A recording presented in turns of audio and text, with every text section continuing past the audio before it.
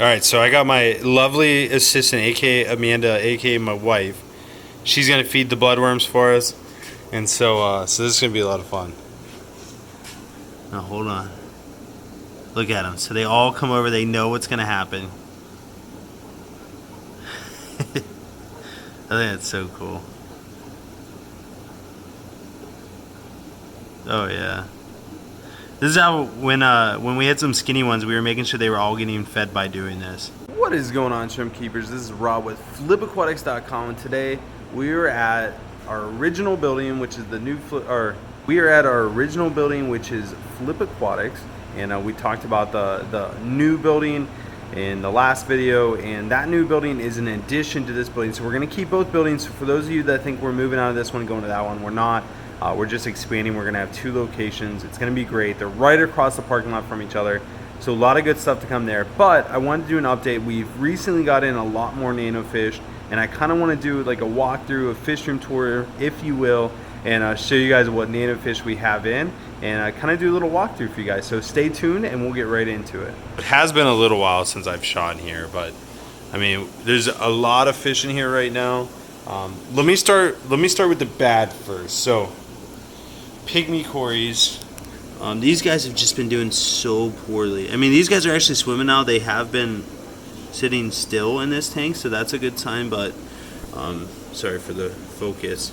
You can see there's two of them there that aren't doing great, so I don't know if you guys have any tips that if people get in large quantity of Pygmy cories and have tips. They did okay the first 2 days, and then the third day they just did really bad. And so we started treating them for internal parasites because we noticed little blood spots on the side of them for the ones that died. And so yeah, I don't really know why these are so finicky or what happens, or whether it's just the multiple sources we're getting from just don't send good quality. I don't know. So there's that. The other Pygmy cory tank is right here. These guys have been doing pretty good, but I mean, same thing. Like, you know, they're just not doing great. They're not doing great, so it is what it is. And then the last thing that isn't doing great are the CPDs. As you can see, there's one there that probably just died or is on its way out. These guys came in really good. We didn't really lose any. And then we were feeding them baby brine. And I think day 3, again, something just like clicked and they just didn't do good. So we've been treating this tank as well. No super luck yet, but is what it is. So now the good news, Scarlet, badis, these guys are doing phenomenal. We only lost like 2 the first day, and then the second day and the third day, and all the days since, we really haven't lost any at all. And you can just see they're everywhere. And they're doing really good. We're feeding these guys baby brine, and they just absolutely love it. So those are good. We obviously have the snails everywhere. We got the gold mystery snails down there, and then we got the blue mystery snails. And then these guys, the chili raspberries, they've been doing pretty good. A couple deaths here and there, but nothing like too crazy. These are just a really great nano fish, and there's actually some in here that are not chili reservoirs, so we'll actually have to go through here and pick through them and ensure that they're all the right species, because like the exclamation point, these guys, the Mira or the spotted rasbora, these ones are the only ones that look way different. But yeah, most of them look the same. These guys actually have ick. We've been treating them for the last 2 days or 3 days with ick treatment, and let me see if I can get a good one on camera. But yeah, I mean, we haven't lost any in here, which is super surprising for how bad they had ick. Luckily we caught it right away and we started treating them. And so I'm confident they'll pull through, because again, we really haven't lost any. They've been eating like crazy. The only thing that we probably could try to speed up the ick process is increase the temperature, but right now it's running about 74, 75-ish. And so, yeah, I mean, they're doing good though. If this is your guys' first time here, even if it's not your first time here, would you consider hitting that subscribe button, becoming a part of our Flip Aquatics family? It doesn't cost you a thing, and we just want you to be along for this journey. We have a lot of things going on here, and I know you guys are going to enjoy this. So hit that subscribe button, join the team, and we look forward to seeing you guys in the next video. These guys, these are the Harlequin rasboras. We actually have these up on the site now. Not this tank, the tank below. These guys have been doing great. Haven't lost a single one. Ember Tetras. These guys are absolute monsters. They eat so much, and they're always hungry. And so these guys have been doing really good for us. Let me see if I can focus better. But yeah, these guys are up on the website at 2, I think. I'm pretty sure. Yes, they've cleared quarantine. We do this. We put the quarantine date on it so we can keep track. So 7/26 they came out, and so these ones just came out of quarantine. They look awesome, absolutely awesome. And then here's the Harlequins that are out of quarantine right now. There's actually one that looks like he just passed away, poor guy. And yeah, I mean, just a beautiful Rasbora for sure. A little bit more aggressive. I mean, these, I wouldn't put these with shrimp. They would definitely probably eat them. They're definitely little piggies as well. And then these guys I'm pretty excited for. We haven't had these in a while. These are sparkling gouramis. And I'm sorry for the tanks. I mean, again, we try to keep everything as natural. We usually try to clean glass once a week or something like that. And yeah, these guys they've been doing really good. I don't think we've lost many at all. This tank is just a random tank with Big Grouchy in there. He needs a lady friend. He hasn't bred in a while. These are the Barreras Mira type of Rasbora. These ones are still in quarantine, but we do have some that are out of quarantine. You can see there's kind of a funky one right there with the sunken in belly. And so these ones are just starting to go through their quarantine process. I think we're doing parasite medicine first, and then we'll do bacterial. Jeff handles all that. He's really good at it. We got some more sparkling gouramis up here. This is our old Otocinclus tank. We haven't been able to get Otocinclus in for a while, and so right now we're just kind of utilizing the space for sparkling gouramis. And then one of my absolute favorites, the pea puffer. Just look at the personality on these guys. Like, they'll come right up, they'll watch you. And there's some big ones in here. These guys are out of quarantine as well. And then there's another tank over there that has even bigger ones. Well, let's see. Down here, these are white clouds. We've had these guys for forever. We got a ton of them at one point, and we've just been able to keep them in stock. And so, just a really good hardy fish. Really accept a wide range of parameters, and I mean, they're tough. Like, I think we got them in. We maybe ordered like 400 or 300, and I don't think we really lost any, if any at all. And then these guys, we just got these in last week. These are the gold neon tetras. I mean, they're absolutely beautiful. These got another 3 or 4 weeks of quarantine, and so yeah, they're big. I mean, these suckers are at least an inch long, and then they're fat. So these guys eat like crazy too. We feed these guys frozen Daphnia and bloodworms. And then we got super red and citrus over here. This is just kind of a play tank. We got some, I think it's a yellow rabbit snail. And we actually just fed them cucumber. So if you could see in some of the tanks, that's an eaten piece, but and like all these, we freeze cucumber and then we float it, and then eventually it'll sink. Usually when it's not frozen, we'll just put it into a stainless steel mesh. If you guys never knew this, olive nearite snails, or nearite snails in general, absolutely love cucumber and zucchini. Absolutely love it. But back to these guys. These are the bomb. Now they've been nipping at each other's fins just a tiny bit because there's a decent amount in here. This is a 20-gallon long tank, and I think we have 50 in here. Yeah, 50. And so there's Amanda. She's over there catching Caradina shrimp in the other room. But yeah, so these guys are just so much fun. We had a video the other day about feeding them, not the other day, it was a little while ago, but feeding them bloodworms through a glass syringe, and they were just going wild for them. So it was a lot of fun. We might do that later on in the video. Alright, so I got my lovely assistant, aka Amanda, aka my wife. She's going to feed the bloodworms for us. And so this is going to be a lot of fun. Now hold on. Look at them. So they all come over, they know what's going to happen.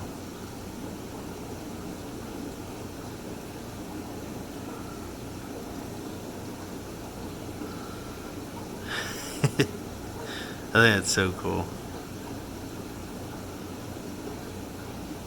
Oh yeah. This is how when we had some skinny ones, we were making sure they were all getting fed by doing this. That way they all grab one, they run away, and then the other ones that are still hungry can keep hanging out.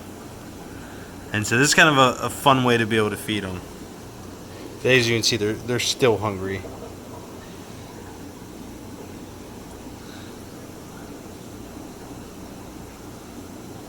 Don't you love it? Mm-hmm. Whose idea was this? I don't know. It's either Jeff or your idea. We'll give Jeff the credit since he's not here. That's so cool. And then this is our duckweed pond where we grow duckweed, and then that's Ginger. She's a blood parrot, and it's my mom's old fish that we got together, and she's one of the 3 that we still have left. And then these are some old shrimp tanks, super tigers right here. They're actually breeding. We got orange-eyed blue tigers up there, not a ton. We got some royal blues over here. There's more than just the one, I promise. There's not a ton up there either. These guys are new to us. We got these in a little while ago, but they're Pandagara. They're really good algae eater. We actually just got these up on the website, so as you can see, you just fed them cucumber. There's their old piece of cucumber, and they're doing really good. And then we got Betta sorority down here, and then another Betta sorority over here. These ones are actually really pretty.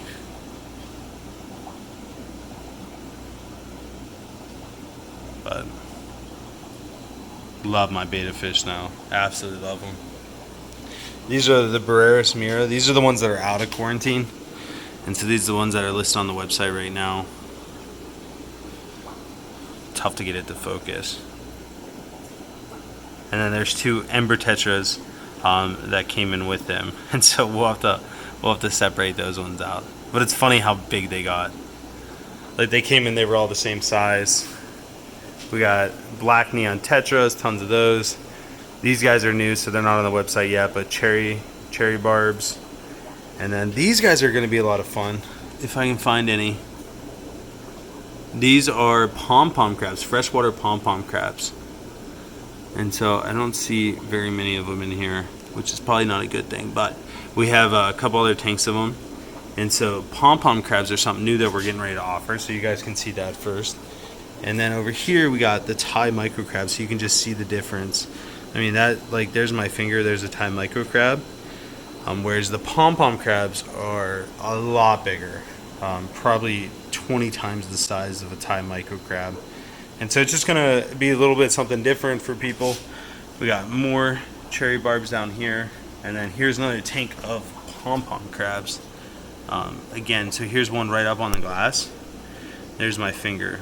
So definitely the size of my finger. If you wanted to, you could probably pinch me. Oh, I see. They're getting behind. Let's see if there's some behind over here. I can't tell. Things in the way. Looks like at least 1 or 2. But yeah, so that's this side. Over here, we got some more royal blue breeding tanks, which these are all going to be moved to the new building.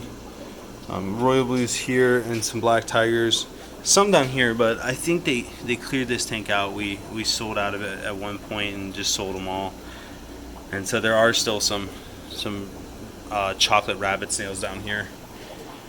And then this one, again, more royal blues and black tigers. This one is the tank that's breeding the most. And we actually have other tanks of this somewhere else, but those are doing good. And then this is some orange-eyed blue tigers that the tank water is really low. And the reason we keep it low is because we don't want it to overflow. And for the sponge filters, the matin filters have to be at a certain height. This one we keep low.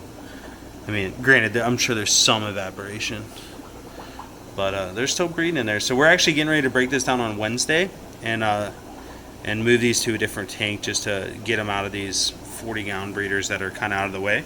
And then that leads to the next point. We're going to extend the beta section. So we added all these new tanks to the back. We actually got beta fish in them. These ones we're getting ready to list on the website. I'll actually probably do that today after I get this video edited, and hopefully have them up by the time this video launches. But these guys These guys are cool. I really like them. We actually just got in a new shipment, which are the Bettas behind. And the mustard gas, which here is a mustard gas. The mustard gas that we got in that order, every single one died. So I don't know what they did to them prior to us getting them, but they all did bad, which was really surprising. So they must have mixed them in a big tank or the same water system, and something went wrong with that system, and they just did not do good. But the mustard gas are absolutely beautiful. This one's sold, and that one is in there somewhere. Oh, there he is. Couldn't see because it's dark over here. And then down here we had the Dumbos, which I think, I don't know which one's my personal favorite, but I really like the Dumbos. And somebody on one of the videos said, hey, it's a good idea to put the Indian almond leaves in there, and so we've been doing that with all of them.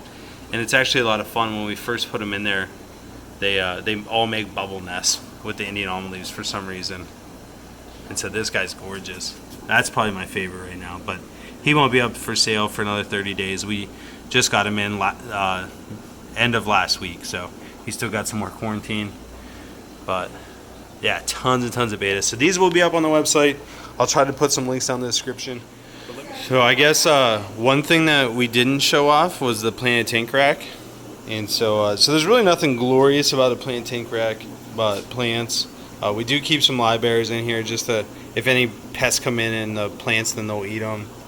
And so we try to keep those in every tank. And then every once in a while we'll get some babies. Like there's a baby right there. And yeah, we had a problem with our water last week, and the crypts really were unhappy. So like you could see, like this one's really unhappy. So all the ones that are unhappy we're gonna grow back, and then we'll sell the ones that are really perked up. So we'll end up sitting on these for a little while. And yeah, it just is what it is. You learn. Some miscellaneous platies. We got some koi up here, swordtails. We got these are cherry barbs from a long time ago. If you guys remember, they came in with like really bad fins, and so there's really nothing you can do with them. And so we just put them up here, kind of in retirement cherry barb village, and so they can just live out their lives in our water sprite tank. And then the Amazon sword tank. And then what else is a fun tank to look at? These guys are really hard to see. We got a bunch of the rubber lip plecos in here, and they are just devouring any type of algae at all.